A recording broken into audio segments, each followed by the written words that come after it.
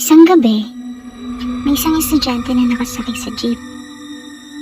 Siya na lang yung nag-iisang pasahero. Nang biglang napansin niya na iba na yung dinadaanan ng driver. Tapos nagtanong siya, "Manong, di po ata ito daan papunta sa dorm ko." After 5 minutes, bumalik na yung driver sa tamang ruta at nakarating na sila sa dorm. Bago siya bumaba, sinabi sa kanilang driver na, "Neng, pagpasok mo, ubarin mo kagad damit mo. At kung pwede sunugin mo, inuba ko yung ruta ko kasi pagtingin ko sa salamin kanina, wala kang ulo."